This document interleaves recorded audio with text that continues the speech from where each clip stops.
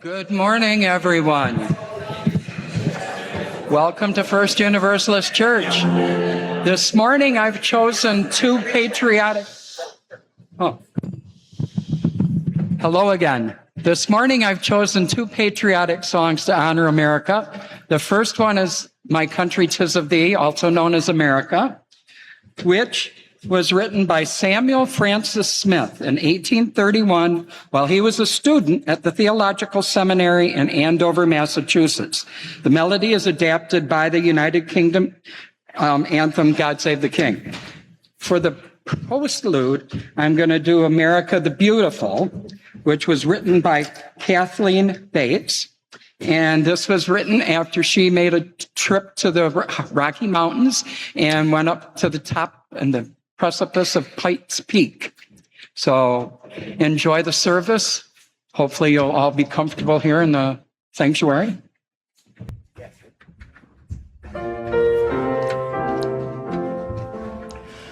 My country, 'tis of thee, sweet land of liberty, of thee I sing.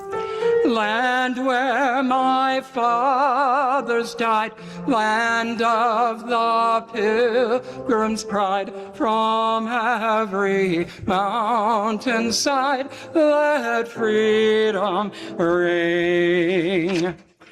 My native country, the land of the noble free, thy name I love. I love thy rocks and rills, thy woods and templed hills. My heart with rapture thrills like that above. No more shall tyrants here with haughty steps appear and soldier bands. No more shall tyrants tread above the patriot dead. No more our blood be shed by alien hands. Let music swell the breeze and ring from all the trees sweet freedom's song. Let mortal tongues awake, let all that breathe partake, let rocks their silence break, the sound prolong. Our fathers, God, to thee, author of liberty, to thee we sing. Long may our land be bright, long may our freedom's holy light protect us by thy might, great God, our King.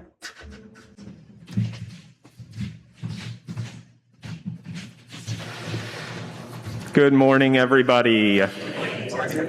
My name is Justin Wilson. I use he, him pronouns, and as the Congregational Life Coordinator, it is my pleasure to welcome you to this service at the First Universalist Church of Rochester. If this is your first time here this morning, we especially welcome you and thank you for making it to our worshiping community. Everyone is invited to remain after for coffee hour in the Clara Barton Lounge, which you can get to through either of these two doors or online in the same Zoom link. There's also a visitor's form on the back of your order of service. We invite you to fill that out if you haven't already, so that we can offer you a welcome beyond what we can here this morning, and so you can stay up to date as to what's going on here at the church. Just a reminder, if you have a big joy or sorrow in your heart, to please write it in the notebook here on the chancel or in the Zoom chat anytime before the chalice is lit. So now is a good time to do that. A couple of announcements. This Tuesday, July 7th, we are going to have our parking lot resealed. So there will be no parking in the parking lot for about 2 days. We are canceling the Fellowship Club this Tuesday. We will meet again in August on August 4th. Pride is just 2 weeks away. So join us for special events all that weekend. You can see some more information about that in your order of service or on our website. And lastly, the celebration of life for Keith Stott will be this Saturday, July 11th at 2 p.m.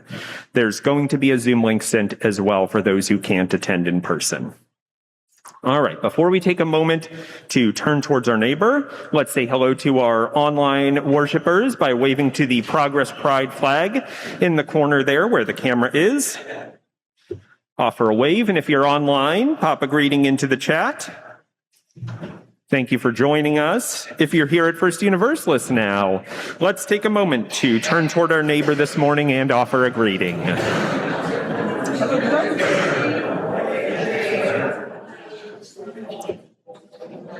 Okay. Please remain standing if you are, or rise in body or spirit for our opening hymn number 1. May nothing evil cross this door.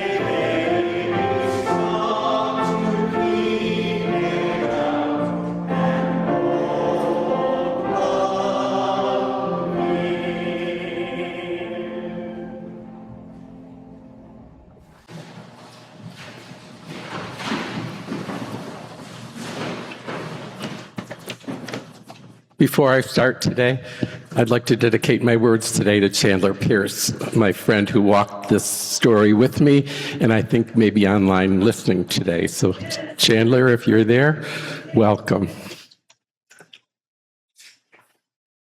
We were just kids, but we had hope. How odd it is today that on 7/5/26, I am talking about hope. 7/5 was one of the most important, hopeful dates in my life. 7/5/69, 57 years ago, was my DUURoc date. DUURoc, date estimated return from overseas. I left for Vietnam on 7/6/68 for a one-year tour of duty, so 7/5/69 became my DUURoc, my day of hope. You could pass anyone on base camp and say, "What's your DUURoc?" and get an immediate answer. It was etched into our lives. You could meet any Vietnam veteran today, and I'm sure get the same answer. It's something we will never forget. Hope began by counting the months. 1 down, 11 to go. 2 down, 10 to go. You know the rest. But there came a time when hope really kicked in with a force. 100 days left to go. You started a short timer's calendar and began marking off the days. I have mine, but I couldn't find it this morning. At the same time, with 100 days to go, you hooked a paper clip. Where did the hat go? Where'd my hat go? There it is. You hooked a paper clip on the back of your olive drab cap with a large side out, indicating that you had 100 days left to go. I was so proud of that paper clip, I wanted to walk backwards so that everybody could see. 50 days later, with only 50 days to go, you turned the paper clip around so the short side was out. A sign of hope for everyone to know that you had less than 50 days left in country. At 30 days, you started carrying a short timer stick. It could be any stick. Now cocky kicked in. Captain Simic, Willie, get me a cup of coffee. Willie, sorry, sir, I'm too short. You'll have to get it yourself. That didn't really happen. This may seem silly to all of you, but it was serious stuff to all of us, all waiting with hope for that one day we would return to the world, as we refer to the USA and our homes. There are many ways to express hope. Send someone a card, make a phone call to someone who is alone, pay someone a visit, ask for help when you need it, buy someone flowers, make someone an Afghan, get a second opinion, find a church community where you are welcomed and feel accepted for your true authenticity. 57 years have passed. We were just kids, but we had hope. Come, let us worship together. Will Shirley Luckhart and Ed Lewis please come forward to light the chalice?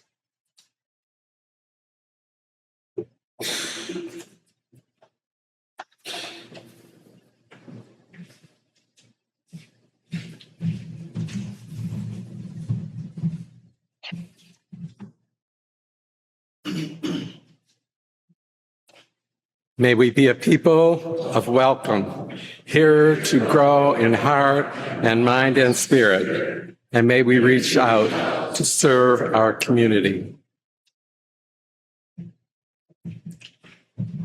Please rise now in body and in spirit for our affirmation of faith. Love is the doctrine of this church. The quest for truth is its sacrament, and service is its prayer. To dwell together in peace, to seek knowledge and freedom, to serve humanity and fellowship, to the end that all souls shall grow into harmony with the source and meaning of life. Thus do we covenant for each other and with all.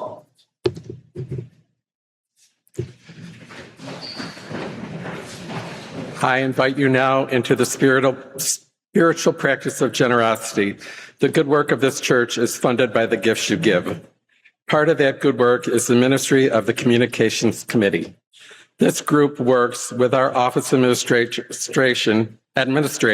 on digital, print, and social media communications, keeping folks informed both within our church community and beyond. Would any members of the Communications Committee raise their hand? I see Lisa, and here we are. We are so grateful for the your contributions to the life of this church and the needs of the world. Let us give with grateful hearts this morning. Please place your offering in the offertory basket or give online by scanning the QR code on the laminated sheet in the pew. This is a great time to place the visitor's form in the offering basket. Folks online, please click the link in the chat to give to First Universalist Church. Thank you for your generosity. This morning's offering will now be given and gratefully received.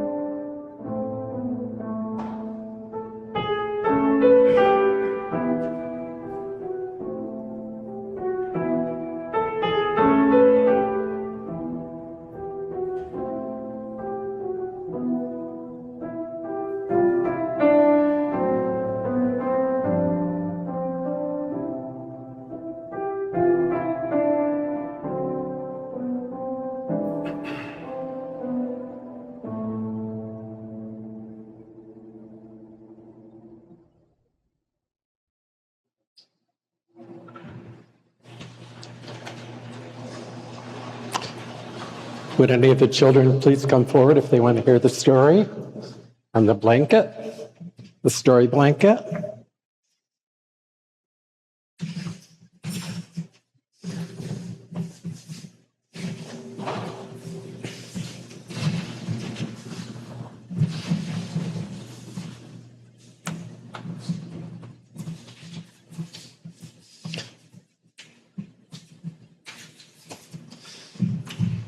Today's story is The Dot by Peter H. Reynolds.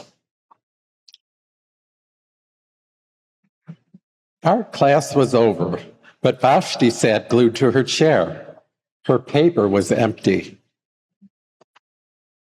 Vashti's teacher leaned over the blank paper. Ah, a polar bear in a snowstorm, she said. Very funny, said Vashti. I just can't draw. Her teacher smiled. Just make a mark and see where it takes you. Vashti grabbed the marker and gave the paper a good strong dot. There, she said. Her teacher picked up the paper and studied it carefully. She says. She pushed the paper toward Vashti and quietly said, now sign it. Vashti thought for a moment.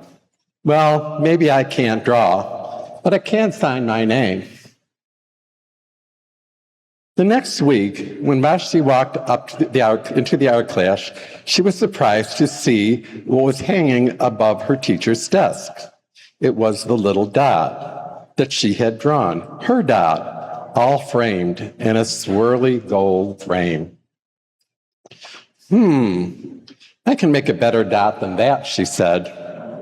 She opened her never-before-used set of watercolors and set to work. Vashti painted and painted.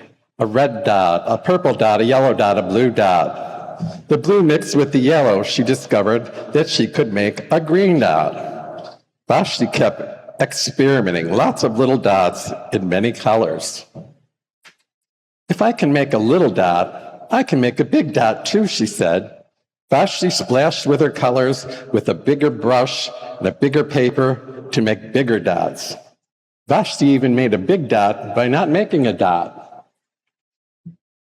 And there they are, all hanging like an art gallery.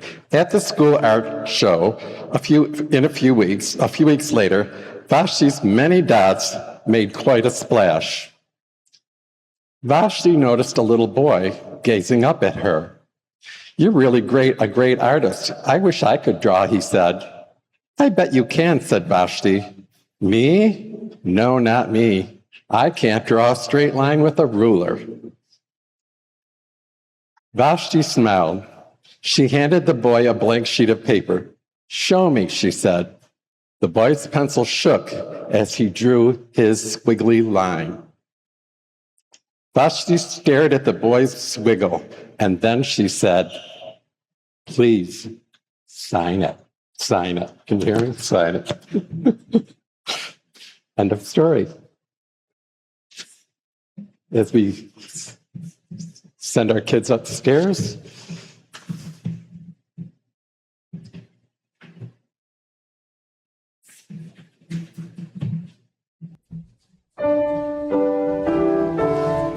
please rise.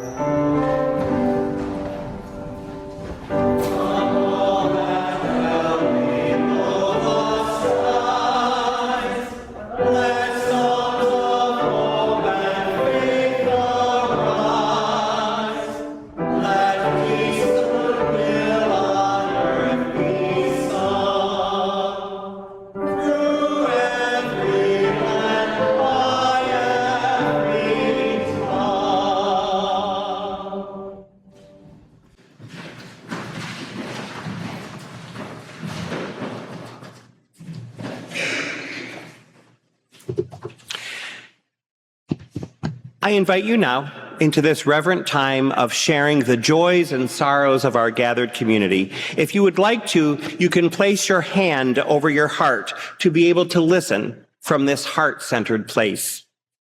We know so much is going on in the world today, and if you have sorrows or joys to share on behalf of our national and global community, you are also encouraged to do so today and into the future. As Tom Williams places the stones in the bowl, I will read aloud the joys and sorrows of the gathered community.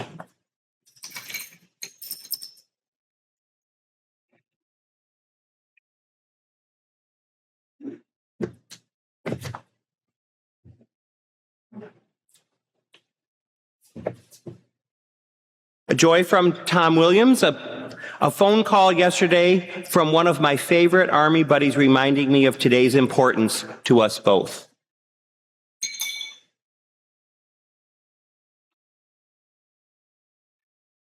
Joys from Ray, my pups Luca has been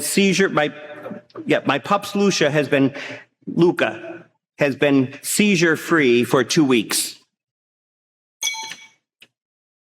And then anonymously for how hard it is to be alive sometimes.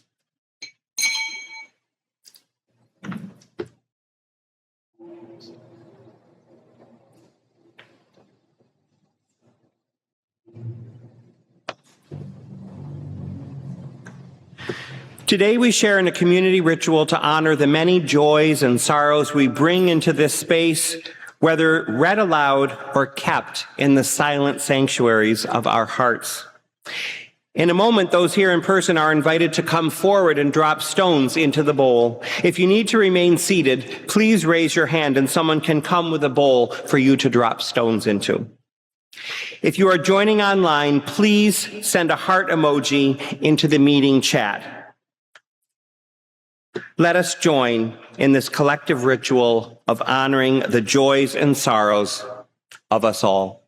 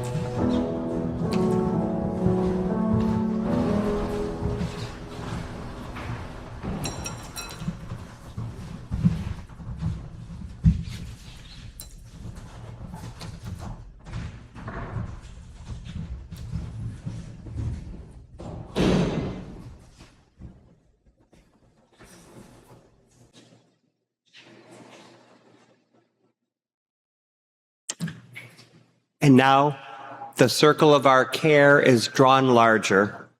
May it increase forevermore.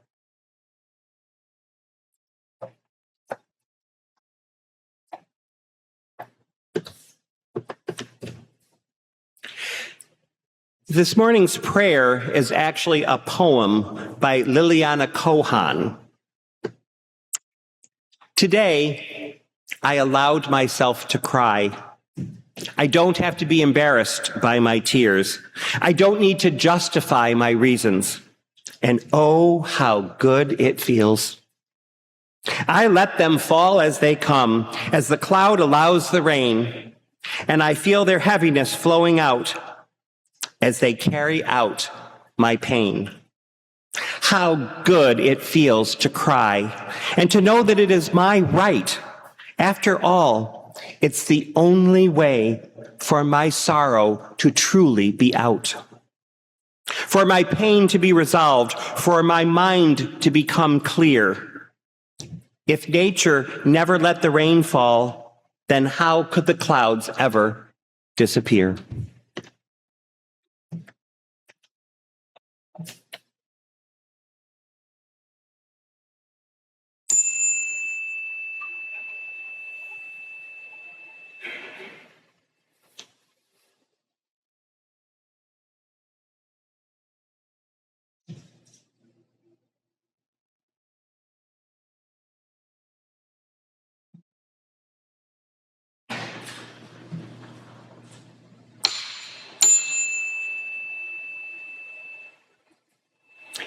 Amen.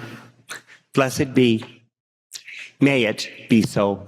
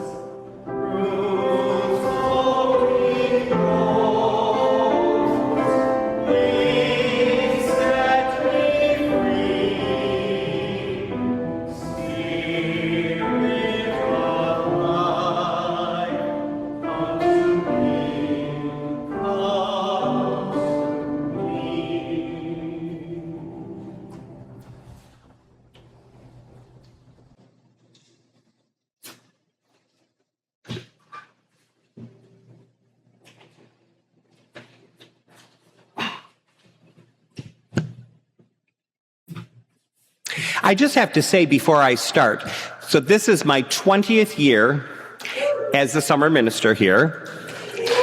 Thank you. And my over 30-some year I'm a member of the congregation, and I have never seen so many new faces. It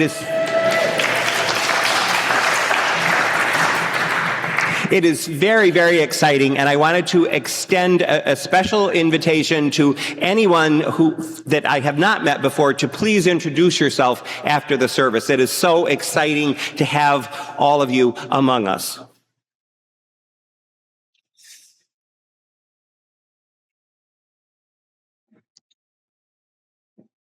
My friend Patty and I had much in common when we were teenagers. One of the things that I think helped us understand each other's emotional landscapes was the fact that both of us lost our fathers at a young age.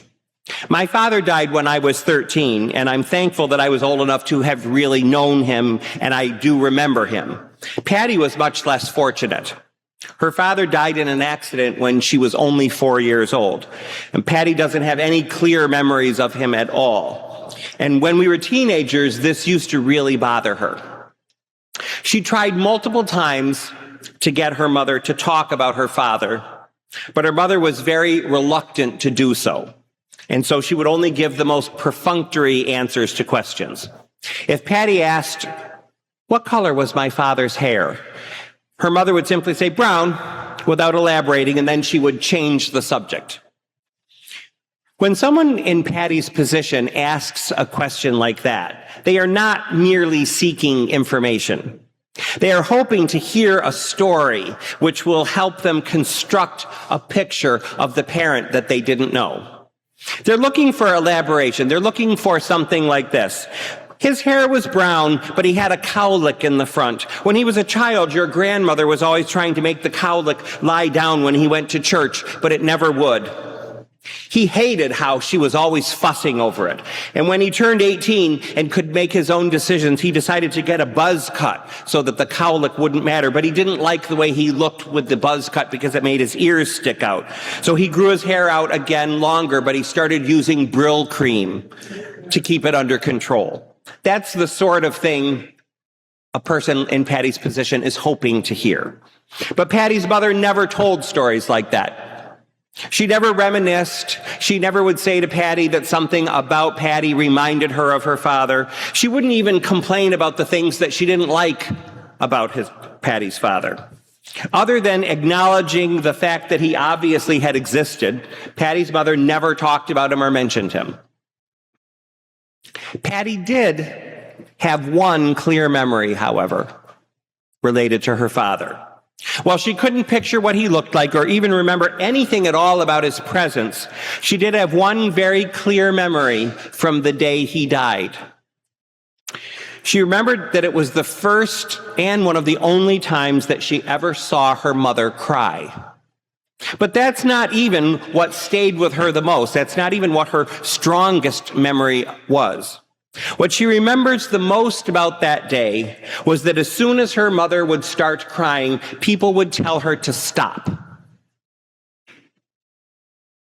My grandmother told her to stop crying, Patty said. My aunt told her to stop crying. Even Mrs. Schlegel from next door told her to stop crying. And I remember the first time that Patty told me this story, I was astonished. I mean, here a 27-year-old woman has just lost her husband and the father of her child in a tragic and unexpected accident, and everyone is demanding that she stop crying. And yes, as astonished as I was also struck by just how familiar and oddly logical the command seemed to me. I had witnessed similar situations in my life dozens and dozens of times. In fact, I realized as I mulled it over that almost every time I have ever seen someone cry, someone else has told them to stop. Now, it doesn't always take the form of a harsh command as it seemed to have taken with Patty's family that day. It often manifests itself more as a gentle, like, shh, shh, shh, there. Stop crying. Enough of the tears. You need to get yourself together. You're making everyone feel worse. Come on, shh, stop. Oh, shh, it's okay, stop. But whether it's a harsh demand or a soft suggestion, the messages were always the same. Crying is bad. Whenever someone is crying, you have a duty to make them stop. Crying is unfair to the people around you. Crying means that you're weak, immature, or not coping properly. When you cry, you are embarrassing yourself.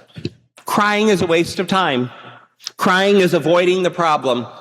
Crying won't solve anything. And when your tears are in response to a death, there's often this message that you are somehow betraying the person that you are supposed to be honoring. He'd want you to be brave. He'd want you to be strong, someone would be likely to say. I was told that a lot when my father died when I was 13, that I needed to be strong, that I needed to be brave, that my mother needed me. And most of us in this culture, anyway, internalize these messages at a pretty young age. We are told, at least when I was growing up, we were told that big boys and girls don't cry. People throw around the term crybaby. At some point, probably when we were quite young, most, if not all of us, were at some point shamed for crying, even if the shaming was unintentional. The people around us were just following the script that everyone memorizes and rehearses all of their lives. And so most of us work at some level, I think, on suppressing our natural urge to cry. And we do this not for our own good, but we do it for the sake of those around us, because the roots of this message are deeply social in nature. The reason everyone tries to make us stop crying, and the reason that we learn to censor our own crying, is because crying makes everyone else around us deeply uncomfortable. It makes people feel helpless. It makes people embarrassed. When you so fully give in to your despair that you weep, you are reminding everyone around you that some problems just simply cannot be solved. I'm sure we've all experienced the discomfort that goes with being present when someone is crying, especially when they are full on sobbing their hearts out. We are uncomfortable because we feel inadequate and awkward. We want to help, but we understand that we can't really fix the problem, which makes us feel helpless. We feel helpless. We want to be fixers. We want to help. We want to do something. But there's something else that I think that's going on too. We are embarrassed by the vulnerability that the person that is crying is expressing. It's almost a lot like seeing someone naked. There are certain boundaries that we observe in life with everyone, but perhaps our intimate partners and maybe our children when they are very young.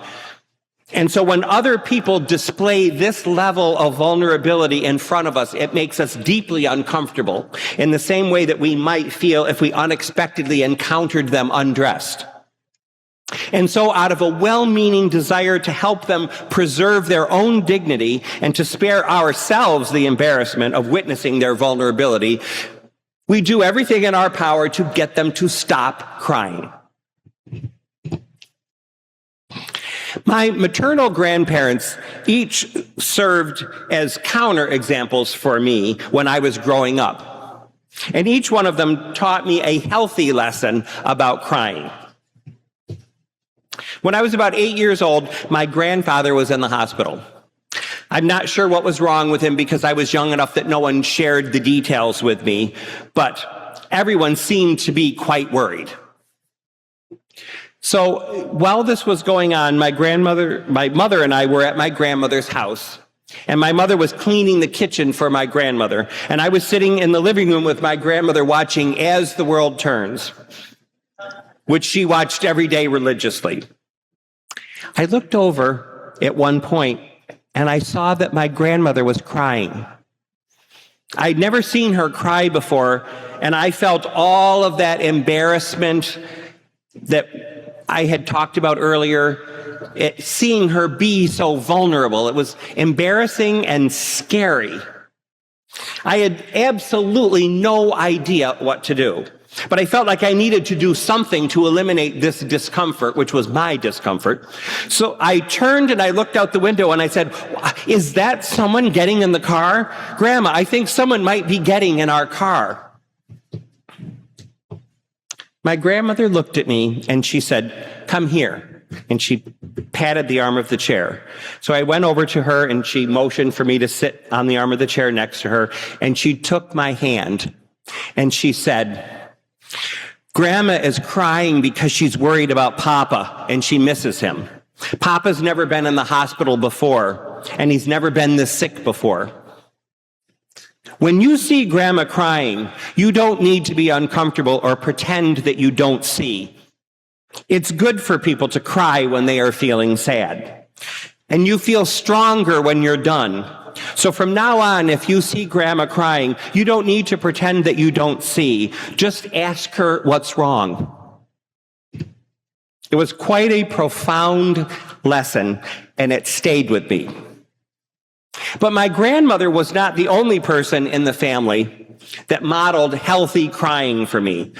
Papa, my grandfather, served as perhaps the best example that I've ever seen in my life of what healthy crying looks like. Like so many of our grandfathers, he had a bit of a gruff exterior, and he had a commanding presence. He didn't tolerate nonsense, and he instilled enough fear in us that we never misbehaved in his presence. But at the same time, he was an extremely kind, gentle, and sentimental person. And I can't even begin to count the number of times that I saw him cry. The first time made the biggest impression on me. I had the smallest bedroom in our house, and it had no closet. And so when I was about 9 years old and Papa had just retired, he decided to build a small closet for me in one corner of the bedroom.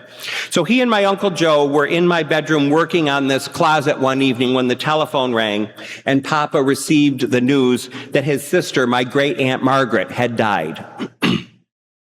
He pulled out his handkerchief and he sobbed and sobbed. And I was astonished.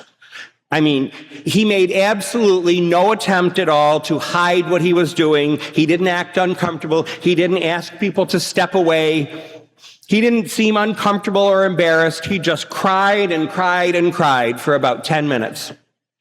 Now, my Uncle Joe was clearly uncomfortable. He was a very rigid and stoic man. I could tell that he felt also sad, but he had absolutely no idea what to do. So he busied himself by hunting around in the toolbox, pretending to look for something. And I will confess that I felt the embarrassment that I had felt when I saw my grandmother crying a year or so earlier. It felt unseemly to witness him having a moment of such vulnerability and raw emotion. Grandfathers, after all, are supposed to be stoic. Old men weren't supposed to cry. And even though he was not uncomfortable, didn't seem uncomfortable at all, I felt extreme discomfort. But I had learned from that experience with my grandmother a year or so earlier not to put on a show of pretending that I didn't see him crying. So I just stood there quietly until he was done. That was the first of many, many times I saw my grandfather cry. A few years later, my sister Janet was killed in a car accident, and I saw him cry many times that week. And then 18 months later, when my father died, he cried several times during that whole ordeal as well. I was always, and am to this day, touched by the fact that he loved his son-in-law so much that he would cry like that over his death. And I remember once, a couple of weeks after my father died, my grandfather saying to me, "I can't seem to think of your father without tearing up." But it wasn't just sad events that made him cry. He was a sentimental crier as well, which I inherited. He loved poetry, and my grandmother would sometimes read poetry for us while everyone sat around and listened. And if the poem was sad or sentimental, he would get out his handkerchief and he would weep. And he never ever seemed the least bit self-conscious or embarrassed about it when he did cry. He cried as naturally as most people laugh, which I think is unusual for a man of his time, born in 1901. Now, I will confess that despite all of the good role modeling I had from my grandfather, I was well into adolescence before I myself felt comfortable letting myself cry. I was 12 when my sister died, and I was 13 when my father died, and I could not cry in front of anyone at either event. Ironically, it was the death of my grandfather when I was 16 that I first had matured enough and felt comfortable to just let my tears flow freely, regardless of who was around. And I'm proud to say that I've done that ever since. I cry at home. I've cried at work. I've cried in church. I've cried at movies and plays and concerts. I've cried at weddings. I've cried at graduations. And I've certainly cried at funerals.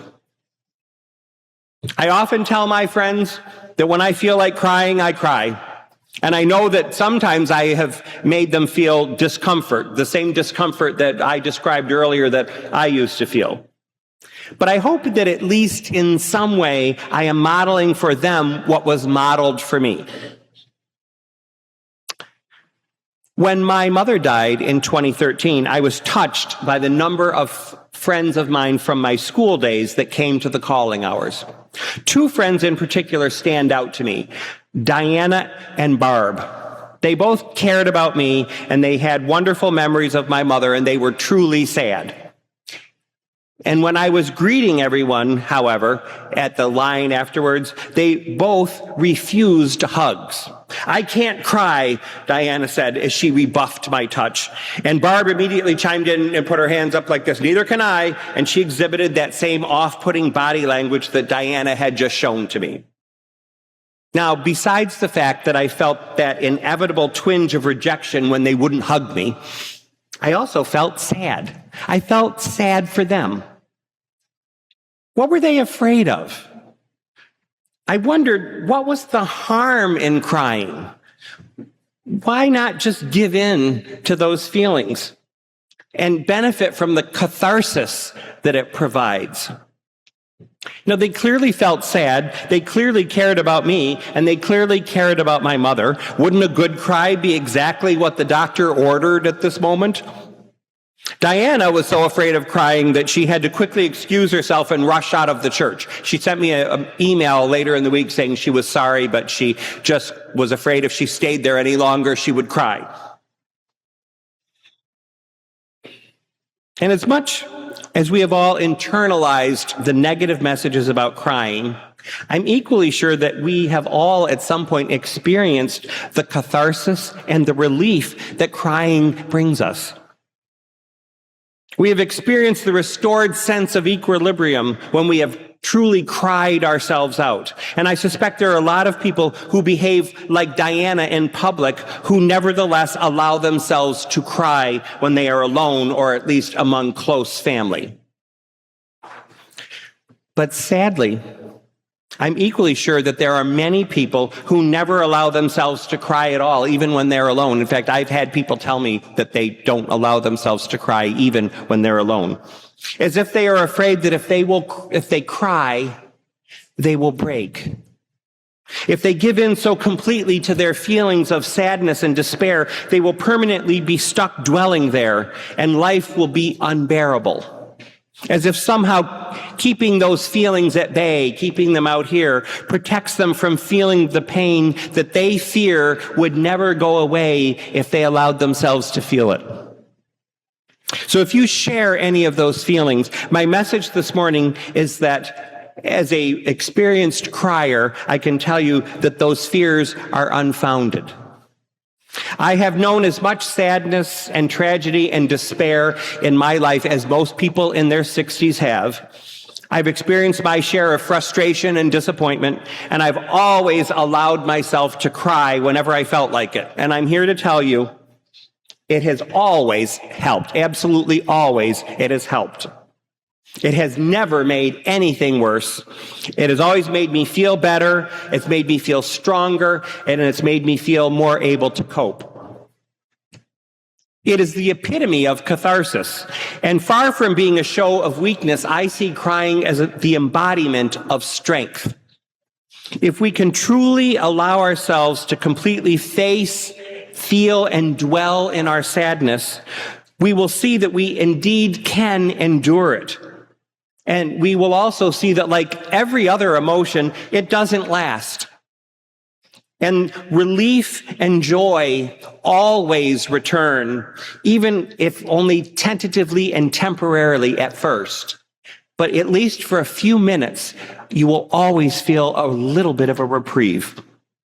I actually did a little bit of research when I was writing this on the physiological benefits of crying, and I found out that it does indeed release hormones like endorphins, and it activates the parasympathetic nervous system, which lowers your heart rate and helps restore a physical feeling of equilibrium. So it does actually have physiological roots. I'm sure one of the phenomena that most of us have seen in life is that people experience their grandparents in a different way than they do their parents.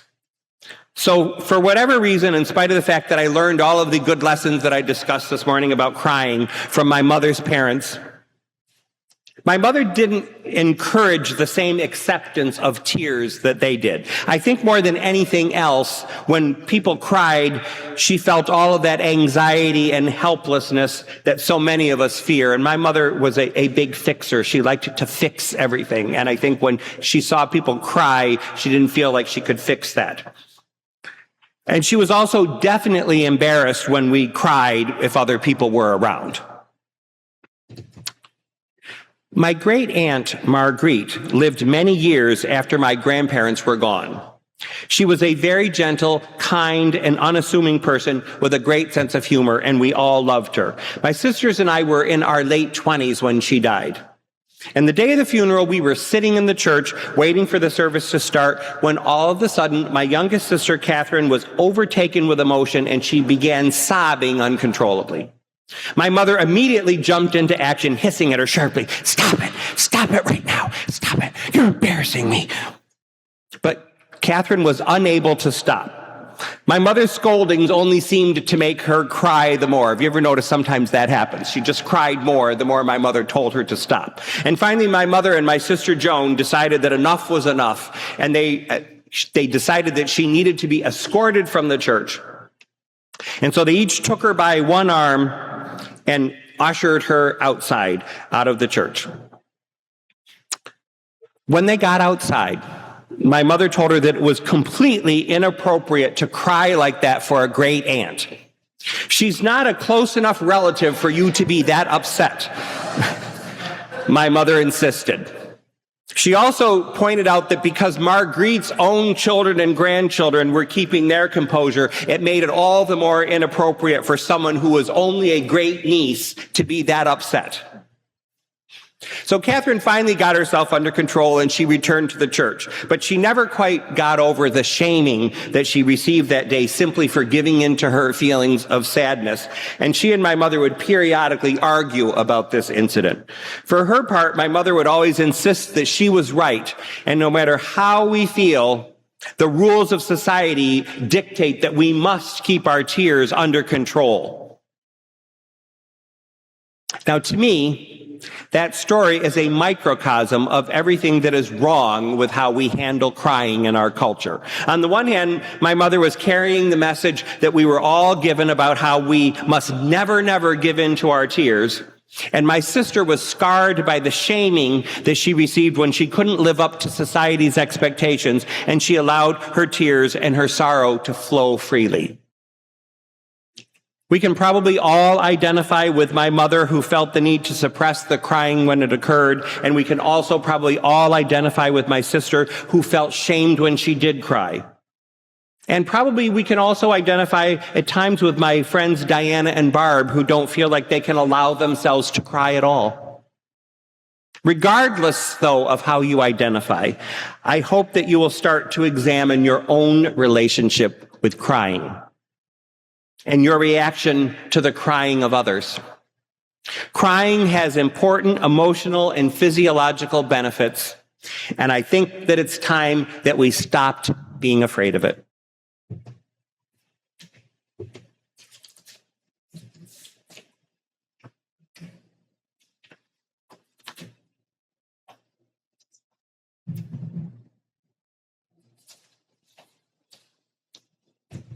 Let us join together now in singing our closing hymn, number 28, For All That Is Our Life.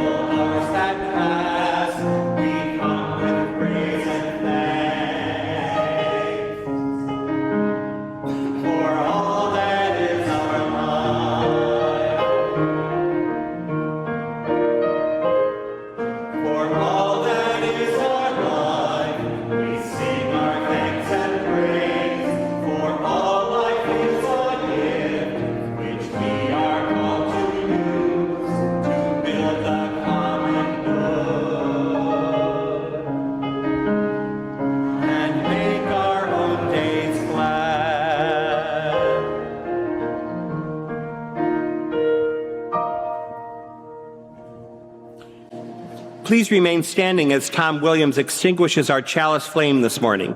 Let us read together the words printed on the screen. We extinguish this flame, but we keep its light in our hearts with its message of love and justice, taking it outside these walls to the world we live in until we are together again. As we close the service this morning, I invite you to place a hand over your heart.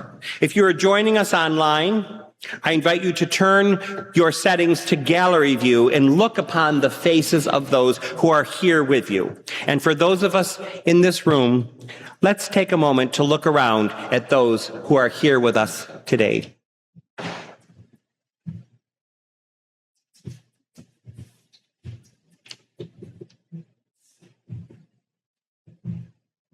I adore this brief and clumsy light, and because of that, I cry all the time.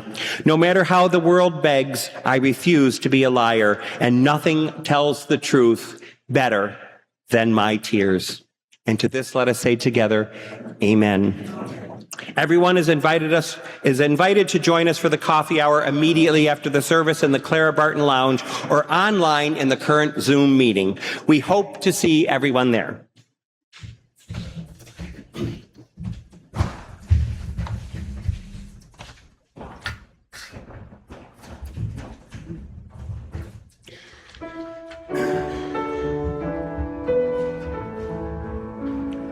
Oh, beautiful for spacious skies, for amber waves of grain, for purple mountain majesties above the fruited plain. America, America, God shed your grace on thee, and crown thy good with brotherhood from sea to shining sea. Oh, beautiful for heroes proved in liberating strife, who more than self their country loved, and mercy more than life. America, America, to God thy gold refine, till all success be nobleness, and every gain divine.